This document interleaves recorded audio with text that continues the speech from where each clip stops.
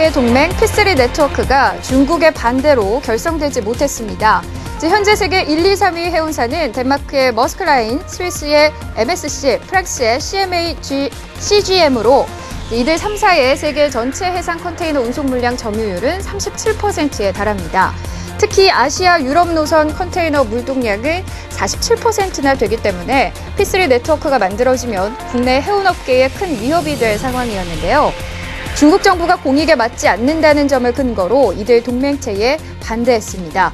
P3 네트워크가 불발되면서 국내 해운업계는 일단 한시름 놓게 됐는데요. 이를 계기로 소외됐던 국내 조선주는 새로운 관심을 받을까요? 해운업계 무한 경쟁 시대에 우리의 경쟁력은 무엇일까요? 자, 시장에서 돌아다니는 루머와 진상의 실체를 파헤칩니다. 진상 토크 청기 누설 시간입니다. 자, 오늘 파헤칠 내용은요. 해운업계의 무한 경쟁, 국내 조선주의 향방은에 대해서 저희가 좀 심도 있는 토크를 벌여볼 텐데요. 세계 3대 해운사 동맹 P3 네트워크 결성이 불발됐습니다. 또 커지는 중국 영향력, 또 국내 해운업계의 입장에 대해서도 좀 살펴볼 텐데요. P3 네트워크가 중국의 입김으로 결성되지 못했습니다. 우리 해운업계는 일단 안심하긴 했지만요. 그렇다고 넘어야 할 산이 없는 건 아니죠. P3 거부됐지만 3사의 소규모 연합이나 수송 능력에 대한 조정은 있을 거라는 점도 좀 불거졌습니다. 이들 3사의 앞으로의 움직임은 어떨 것 같나요? 일단은 왜 이런 움직임들이 계속해서 나타나고 있을까에 대한 쪽을 좀 먼저 보셔야 될 것 같습니다. 잠깐 화면도 나갈 수 있나요?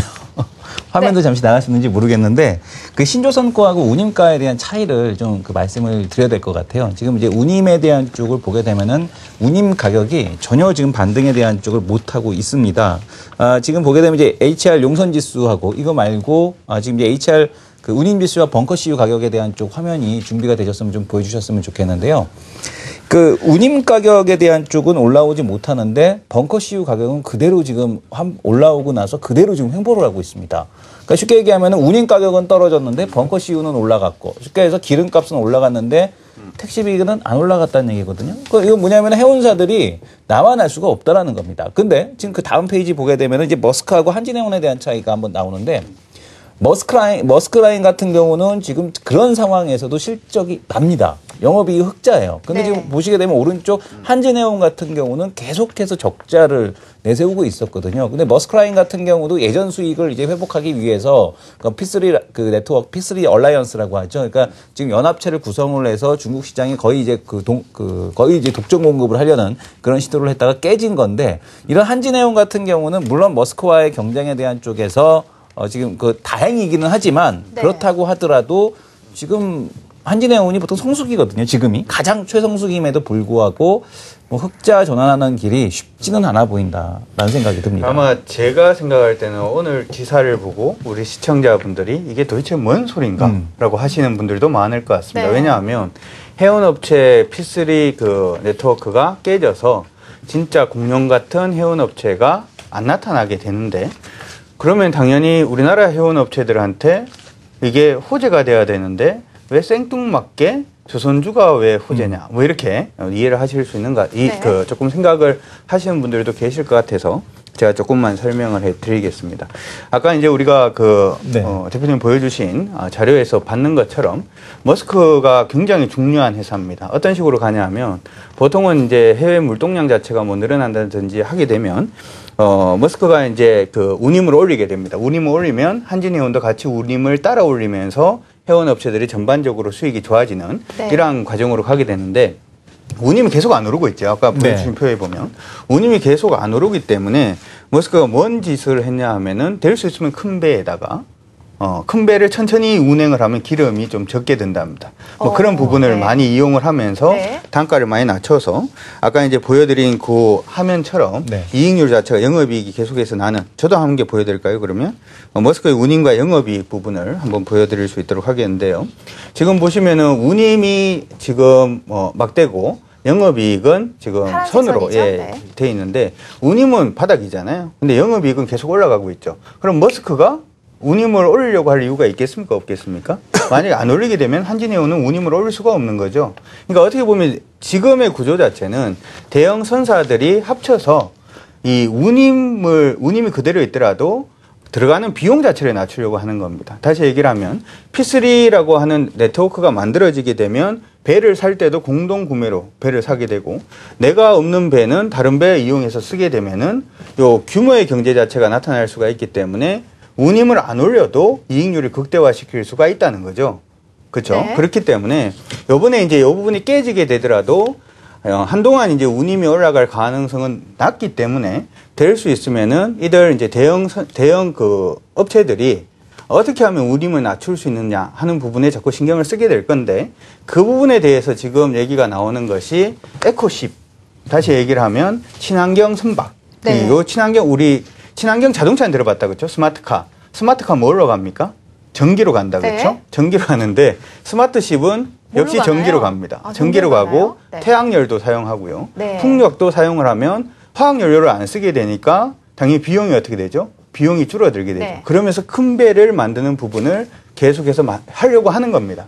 그렇기 때문에 우리나라 조선업체들이 이 부분에서 배를 만들게 되면은 수혜를 입지 않을까 뭐 그런 얘기로 여러분들이 좀 정리를 하셔가지고 좀 들으셨으면 좋을 것 같고요. 그런 얘기도 있더라고요. 그러니까 P3 네트워크가 결렬이 되면 그러니까 중국에서 불허를 했죠. 아무래도 결국에는 자국의 이익을 위한 조정 아니었겠냐 생각이 드는데 P3 네트워크가 아까도 말씀하신 대로 얘네들이 세미것이 뭉쳐가지고 배도 싸게 사고 공동구매하고 우리 배가 없으면 얘네 배도 쓰고 이러다 보면은 점차적으로 걔네들의 이익만을 또 추가하는 그런 결과가 초래가 될 텐데 만약에 이게 결렬이 됐다라고 한다면 또 3사가 또 이제 따로 각계점도 하는 거 아니겠습니까? 그렇죠. 그러면 이제 서로 더 좋은 선박, 더 큰 컨테이너 이런 것을 또 원할 수 있는 부분이 있기 때문에 그래서 조선주들이 수혜를 입을 것이다라는 내용으로 인해서 오늘 반짝거렸던 거였습니다. 근데 제가 생각하는 것은 뭐 좀 말이 좀 길어질 수가 있는데 그러니까 저는 뭐 그렇게 생각을 해요. 그러니까 오늘 조선 4곳 현대중공업, 현대미포조선, 대우손해양,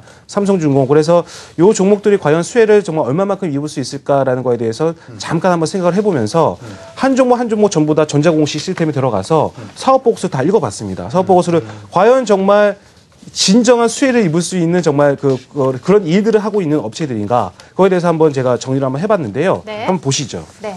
그림을 보신다면 먼저 조선사 4곳 한번 보신다면 현대중공업이 시가총액이 가장 크죠. 그리고 삼성중공업, 대우손해양, 현대미포 이렇게 나와 있는데 조선사업 부분의 어떤 그 흐름을 본다면 드릴십, 원유 운반선, 컨테이너 이렇게 보시면 될 것 같은데 여기서 특징적인 것은 뭐냐면 현대미포조선은 중형 선박을 건조한다는 것이죠. 그러니까 약간 그쪽에 특화가 되어 있고 대우선해양은 드릴십에 좀 특화가 되어 있고요. 삼성중공업은 LNG선에 좀 특화가 되어 있다라고 보시면 될 것 같습니다. 근데 중요한 건 뭐냐면 조선사업 부분이 전체 매출에 차지하는 비중입니다.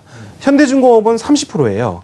삼성중공업은 98%고 대우손해양은 92%, 현대미포는 86%입니다. 근데 나머지는 뭐냐? 현대중공업 45% 비중을 차지하는 게 바로 현대오일뱅크입니다. 정유. 그러니까 네. 어떻게 보면은 얘는 정유주예요. 그 흐름을 본다면. 그리고 현대미포조선은 그 하이투자증권이 하고 있죠. 금융 서비스. 그게 한 13% 정도 차지를 하고요. 대우손해양은 뭐 아파트, 도로 이런 것도 좀 비중이 있는데 조선 선박의 비중이 좀 더 크다라고 이제 보시면 될 것 같습니다. 근데 가만히 보면 현대중공업이 한 일이 굉장히 많고 신재생에너지 쪽도 있고 정유 쪽도 있고 선박도 있고 그렇기 때문에 제가 봤을 때는 현대중공업이 조선주다 해가지고 요거에 물론 이 매출 비중이 크기 때문에 비중이 작아도 엄청나게 크기 때문에 수혜를 입을 수 있다라고 할 수는 있겠지만 그래도 45%, 50%에 육박하는 부분이 정유 쪽이기 때문에 사실상 선박 건조와 관련된 그쪽이 분류하기에는 좀 무리가 있지 않느냐라는 생각이 듭니다. 그래서 제가 봤을 때는 진정한 만약에 이게 그 의견대로 정말 맞다면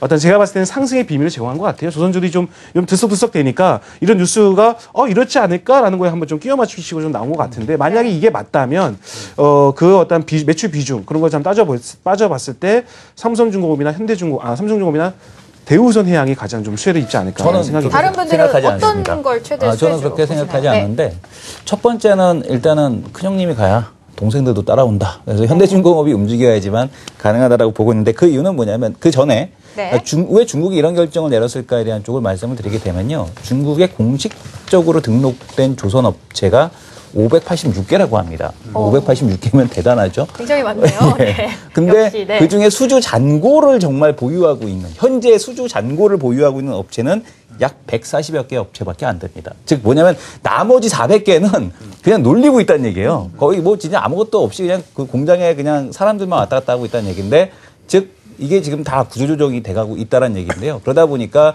지금 살아있는 그 조선사를 살리기 위해서라도 중국도 역시 이런 그 해운 운임에 대한 그 상승에 대한 쪽을 좀 일부 놀릴 수밖에 없는 그런 상황이라고 보셔야 될 것 같고, 제가 그 좀 다르게 생각하는 현대중공업이다라고 생각하는 이유는 뭐냐면, 첫 번째는 일단은 상선이 지금 시장에서 앞으로 좀 더 시장이 좋아질 쪽은 저는 이 그 LPG선 이라고 봅니다. 그러니까 앞으로 이제 LPG선이고, 근데 이 지금 보게 되면은 LNG가 아니고 LPG라고 보고 있거든요. 근데 그 이유를 보게 되면 지금 실적으로 놓고 보게 되면 현대중공업 올해 실적 별 볼 일 없어요. 근데 조선유는 실적이 아니라 지금 이제 그 수주를 갖고 움직이게 됩니다. 지금 나오는 실적은 2년 전 가격을 갖고 움직이는 거거든요. 잠깐 한번 그 화면을 한번 볼 텐데요. 중고성가하고 신조성가 한번 가격 화면을 한번 보겠습니다. 지금 신조성가가 미리 올라왔거든요. 그러니까 지금 운임은 아까도 보셨듯이 하나도 올라오지 않았는데, 왼쪽에 보시는 파란색 선이 신조선가, 그러니까 즉 배를 새로 만드는 거고요. 네. 오른쪽은 중고선가입니다. 네. 그러니까 중고차 가격을 이제 지수화했듯이 저런 건데, 이게 올라오는 건 뭐냐면은 바로 이제 앞으로 경기가 좋아질 거다라는 쪽에다가 해운업체 사장들은 베팅을 하고 있다는 얘기죠. 그러니까 네. 지금 앞으로 좋아진다라는 건데, 앞으로 그럼 뭐가 좋아지냐면은 지금 미국에서 계속해서 셰일가스와 석유에 대한 수출 얘기가 나오고 있습니다. 네. LPG선에 대한 그 수요가 계속해서 늘어나고 있고요. 현대중공업 같은 경우는 지금 뭐 그 LGC 운임이라고 하는데, 이 운임 가격은 사상 최고치를 기록하고 있고, 현대중공업이 올해 42대 대라고 하면 이상하고, 그 42개의 선이 발주가 됐는데 그중에 22개를 수주를 했습니다. 그래서 이 현대중공업 같은 경우는 이 LPG선에 대한 수혜를 이제 본격적으로 노려볼 때가 되지 않았을까. 다만 지금은 조선 업황이 돌아가는 시기가 아니기 때문에 그런데, 만약에 저는 투자를 한다라면은 네. 현대중공업이지 않을까 이렇게 생각을 합니다. 현대중공업 꼽아주셨고요. 강준혁 파트너는 어떻게 보세요? 이게 지금 우리가 얘기하는 부분이 이제 P3 네트워크가 네. 이제 붕괴가 된 거에 대한 수혜가 있고요. 그 다음에 어떻게 보면 조선업종 같은 경우에는 파나마 운하가 확장되는 데에 따른 수혜주가 또 있고요. 그리고 지금 에너지 관련돼서 또 수혜를 보는 종목은 또 따로 있다, 이렇게 그냥 정리를 좀 해서 말씀드릴 수가 있는데, 기본적으로 수혜를 받을 수 있는 부분을 찾는다면 우리 이 대표님이 말씀하신 그 부분을 보시는 게 맞고요. 이번에 P3 부분이 해체가 되면서 수혜를 받는, 그러니까 P3가 해체가 되든 해체가 안 되든 사실 해운업종이 이런 식의 흐름을 보이기 때문에 수혜를 받을 수 있는 건 대우조선해양이다, 이렇게 먼저 말씀드릴 수가 있는데, 아까도 말씀을 해드린 것처럼 해운업체들이 지금 운임 단가가 그대로 있기 때문에 들어가는 비용을 낮추기 위해서 노력을 하고 있다, 이렇게 말씀드렸잖아요. 거기서 이제 가장 기본이 되는 것이 이제 에코십이다, 이렇게 말씀해 드렸는데, 이 에코십 만들어 본 회사가 대우조선해양밖에 없습니다. 특히나 1800 지금 TU급, 그러니까 TU라고 하면은 18,000TU급, 그냥 TU라고 하면은 컨테이너 한 개거든요. 그러니까 이 같은 경우에는 18,000개의 컨테이너를 실을 수 있는 배의 규모다, 이렇게 생각을 하시면 되는데, 그 정도 그 건조업체로 저번에 머스크에서 또 채택을 받았던 회사가 또 대우조선해양입니다. 그렇기 때문에 해운업 요번에 이슈에 관련돼서 수혜를 받을 수 있는 업체는 대우조선해양이다, 이렇게 보시는 게 맞는 것 같고요. 기본적으로 조선업 같은 경우에는 가기 위해서는 아까 우리 이 대표님 말씀을 해주신 것처럼 네. 대장이 가야지 그 뒤에 애들도 또 따라가는 그런 현상도 있기 때문에 뭐 그런 부분도 일단 일리는 있다, 이렇게 정리해 드리도록 하겠습니다. 네. 지금 세 분의 최대. 그리고 네. 마지막으로 빼먹으셨나요? 아까 이제 중국이 그 기본적으로 이번에 P3 네트워크를 반대했던 이유가 조선 쪽에도 뭐 문제가 있을 겁니다만은 그쪽이 그렇게 이제 P3 네트워크가 되게 되면은 아시아하고 유럽 항로도 걔네들이 거의 독점을 하게 되는데, 네. 지금 중국 같은 경우에는 최대 국영 해운사가 코스코 홀딩스라고 하는데, 얘네들 지금 적자가 3조 2,828억 원 정도가 된답니다. 그게 이제 망하려 그러고 있는 상태고요. 2등 업체가 CSCL이라는 업체인데, 이 회사도 지금 26억 5천만 위안 정도 지금 적자가 나고 있다 그래요. 그래서 중국 같은 경우에도 아까 조선도 조선입니다만은 해운도 중국도 굉장히 어렵기 때문에 그런 결정을 내렸다, 이렇게 네. 정리하시면 될 것 같습니다. 그러니까 이승환 대표님은 현대중공업을 최대 수혜주로 꼽아주셨고요. 강준혁 파트너님은 대우조선 꼽아주셨고요. 마지막으로 박 차장님은 저는 현대중공업, 삼성중공업, 대우손해양. 아, 네, 골고루다. 고맙습니다.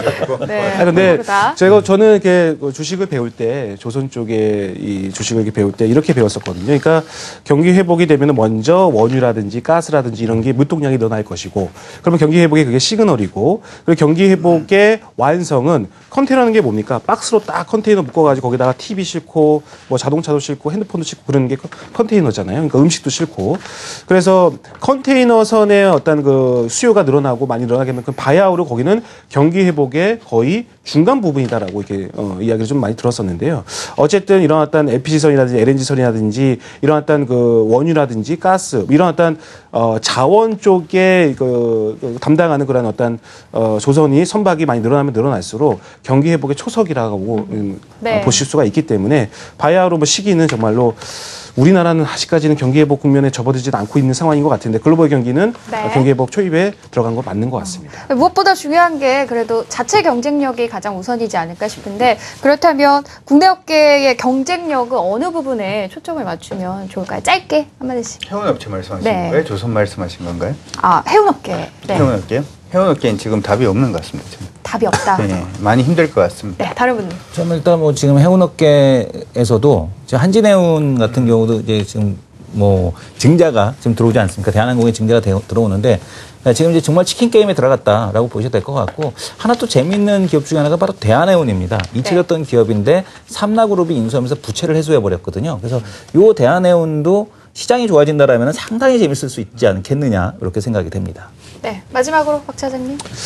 해운업계는 글쎄요, 컨테이너와 관련된 것들은 경기 회복이 좀 돼야 된다고 지금 방금 전에 지금 말씀을 좀 드렸었는데 그렇게 되려면 무엇보다도 자국 내에서 무언가가 좀 늘어나고 좀 그래야 되는 거 아니겠습니까? 근데 아직까지는 그런 어떤 조짐은 나오고 있는 것 같지 않아서 주가 지수도 그렇고 경제도 그렇고요. 그래서 아직까지 다른 나라들은 모르겠습니다. 뭐 얄밉기만 하죠. 맨날 고점 돌파니까 S&P 500이. 근데 우리나라는 아직까지는 그런 흠이는 없는 것 같아서 네. 아직까지는 그래도 좀 미지수가 아니겠느냐. 미온적이다. 이렇게 네. 좀 보고 싶습니다. 저희가 계속 쭉 관심을 갖고 지켜보도록 하겠습니다. 자, 진상 토크 청계누설은 여기까지고요. 이어서